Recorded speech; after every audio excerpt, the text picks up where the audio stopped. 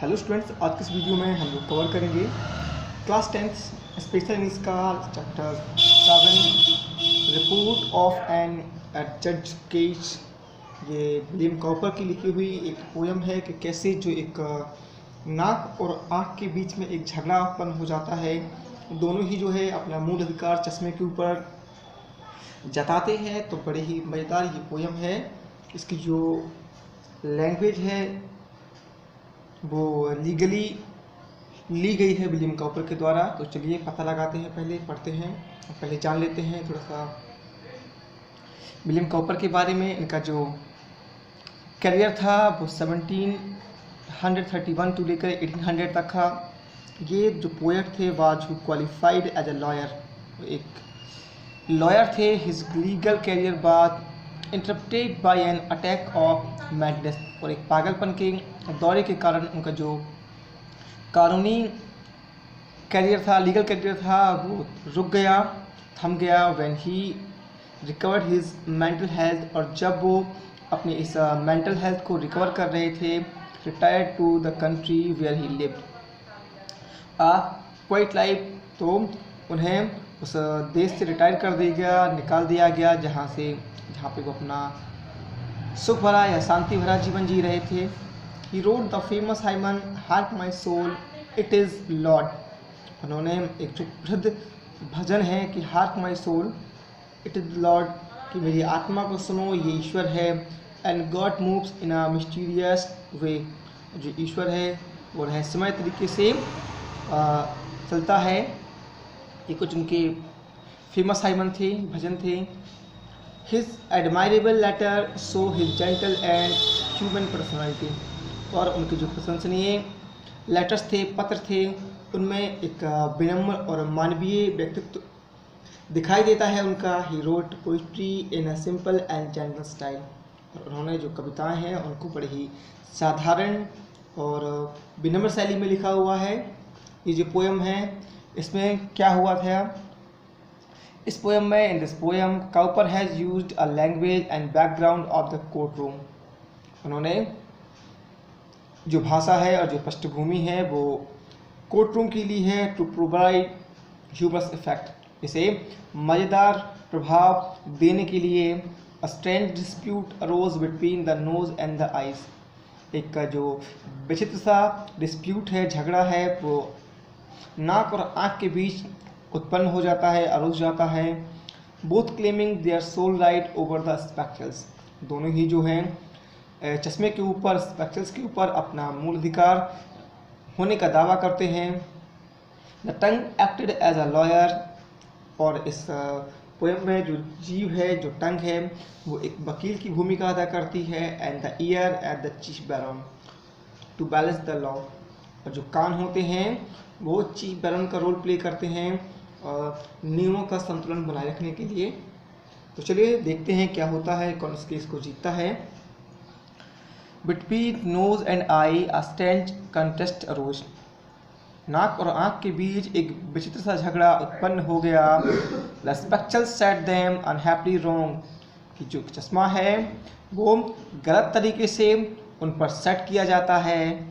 The point is dispute was, झगड़े की या विवाद की जो बात थी वो ये थी, as all the world's know, जो कि सारा संसार जानता है, to which the set spectacles ought to belong, ये कैसा कहे जो स्पेक्चर से चश्मा है किससे संबंधित है या किसका है।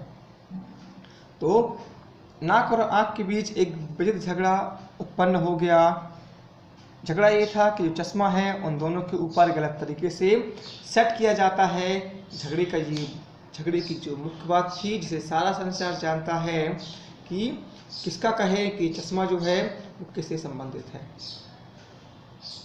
So tongue was a lawyer at the case, इसलिए जीव है वो एक वकील थी और वो केस की पैरवी कर रही थी, तर्क दे रही थी, with a great deal of skill and a big full of learning, बड़े ही कौशल और बड़े ही बुद्धिमत्ता से।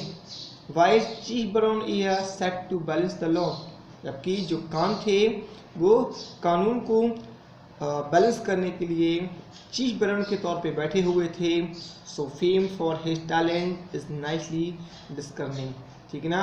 और जो अपने अच्छाई और बुराई में जो उनका फर्क करने की प्रतिभा है इसके लिए फेमस है। तो सेक्सटेंजा कहता है इस केस में जो जीव है वो इस केस की पैरवी करने के लिए बड़ी ही कौशल और बुद्धिमत्ता से लॉयर के रूप में है। वहीं पे जो कान है जो अच्छाई और बुराई में फर्क करने के अपनी प्रतिभा के लिए विख्यात हैं, वो चीफ बैरन के तौर पे बैठे हुए हैं जो बैलेंस को जो कानूनों को बैलेंस करते हैं। इन बिहाफ ऑफ नोज, नाक की तरफ से इट विल क्विकली अपीयर, जल्दी से या सामने आती है।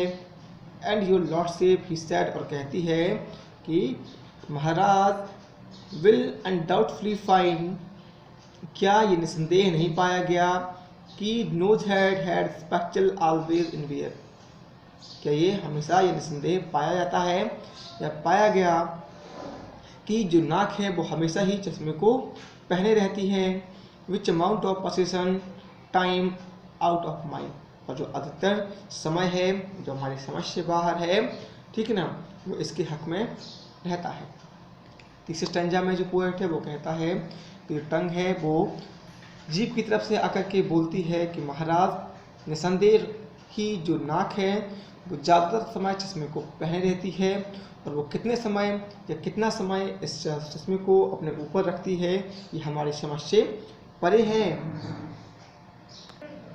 Then holding the spectacles up to the court, उसके बाद चश्मे को कोट में पकड़ कर लाते हुए वो बोली योर लॉर्डशिप ऑब्जर्व, देखिए they are made with a straddle, वो एक पुल के जैसे बने हुए हैं। एज वाइज एट, और उतने ही चौड़े हैं। The bridge of the nose, जितने की नाक का पुल चौड़ा है। इन शॉर्ट, संक्षेप में, design to sit close to at just like a saddle, कि इसे एक काठी की तरह बनाया गया है जिसके पास रखा जा सके, सेट किया सके। स्टैंजा में जो पोएट है उसने बताया है कि तब जो जीभ है वो पकड़कर चश्मे को कोट में लाती है और कहती है कि देखिए ये एक काठी एक पुल के जैसे बना हुआ है, और ये इसका पुल जो है वो उतना ही चौड़ा है जितने की नाक का पुल चौड़ा है। और संक्षेप में हम कह सकते हैं कि इसे एक काठी की तरह डिजाइन किया गया है जो नाक के करीब रखा जा सके। अगेन, फिर से would you lordship a moment suppose, फिर से महाराज एक पल को मान लीजिए। This the case that has happened, ये केस था जो हुआ है। एंड मे बी अगेन, और फिर से होगा। दैट द विसेज और countess had not a knows, जो नाक है ना तो उसकी दृष्टि है ना ही कोई मुखाकृति है। प्रे हु वुड और हु कुड बियर स्पेक्टस देन, तो बताइए कौन इस चश्मे को पहन सकता है। ऑन द होल, कुल मिलाकर, इट अपीयर्स, ऐसा दिखता है। एंड माई आर्ग्यूमेंट सो, और मेरे जो तर्क हैं वो दिखाते हैं। With the reasoning the code will never condemn, उस कारण को जिसका कोड निंदा नहीं करेगा। दैट की the spectacles plainly were made for the nose, के जो चश्मे हैं वो स्पष्ट रूप से नाक के लिए ही बने हैं। And the nose was plainly intended for them, और जो नाक है वो स्पष्ट रूप से उनके लिए ही इरादा रखती है। इस वाले में जो पोएट है वो बताते हैं कि जो टंग है, लॉयर है, वो बताता है कि कुल मिला के ऐसा साफ है।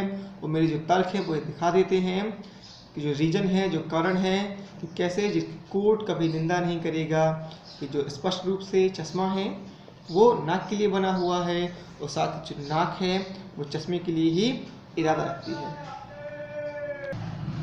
देन शिफ्टिंग हिज साइड, अब अपना पक्ष बदलते हुए, as a lawyer knows how, जैसे कि लॉयर जानते हैं कि कैसे करना है। He plead again in behalf of the eyes, वह फिर से आंखों की तरफ से याचना करता है, आग्रह करता है। But what were his argument few people know, देखिए उसके क्या तर्क हैं, क्या तर्क थे, ये कुछ ही लोग जानते हैं। for the court did not think they were equally wise. और कोर्ट ने ये माना कि वो उतने अधिक बुद्धिमानी या बुद्धिमत्ता भरे नहीं थे. So his lordship decreed with a grave solemn tone. इसलिए लॉर्डशिप ने, महाराज ने बड़े ही गंभीर स्वर में ये आज्ञा दी. डिसिसिव एंड क्लियर, निर्णयात्मक और स्पष्ट रूप से, विदाउट वन इफ और बट, बिना किसी एक और लेकिन के, कि whenever the nose put his spectacle on, कि जब कभी जो नाक है अपने चश्मे को पहनेगी, by daylight और कैंडल लाइट, चाहे दिन की रोशनी में या रात के समय, आई should be shut, तो आँखों को ढक जाना चाहिए. यानी कि इस वाले में लास्ट स्टैंजा है उसने बताया कि जो चीफ बैरोन हैं वो ये आज्ञा देते हैं कि चश्मा जो है वो नाक से ही बिलोंग करता है, और जब कभी इसे पहना जाता है या पहनेगी नाक, तो आंखें इसके पीछे ढक जानी चाहिए. तो ये थी हमारी पोयम कि कैसे जो ये झगड़ा था जो नाक और आँख के बीच उत्पन्न हुआ था. दोनों ही अपना सोल राइट शो कर रहे थे स्पेक्ट्रस के ऊपर, चश्मे के ऊपर, लेकिन जो यहाँ टंग थी, जीभ थी, वो एक लॉयर की भूमिका अदा कर रही थी. साथ में जो ईयर्स थे, कान थे, वो चीफ बैरन ताल्लुकदार बने हुए थे जो लॉ को बैलेंस कर रहे थे. साथ ही साथ यहाँ पे हमने देखा कि जो झगड़ा था वो क्या था कि दोनों जो है आँख और नाक अपना सोल राइट दिखा रहे थे स्पेक्ट्रल के ऊपर, लेकिन जो टंग जब तर्क देती है कि जो नोज है और स्पेक्ट्रस है दोनों एक दूसरे के लिए बने हुए हैं. ज़्यादातर समय जो नोज है वो चश्मे को अपने ऊपर सेट की रहती है. तो जो चीफ बैरन होते हैं कान, वो जो अपना जजमेंट है वो नोज के फेवर में देते हैं और कहते हैं कि जब कभी नोज स्पेक्ट्रस को पहनेगी तो आँखों को इनके पीछे ढक जाना चाहिए. ये आपको कैसी लगी हमें कमेंट बॉक्स में जरूर बताएं. अगर पसंद आई हो तो प्लीज़ लाइक और शेयर जरूर करें.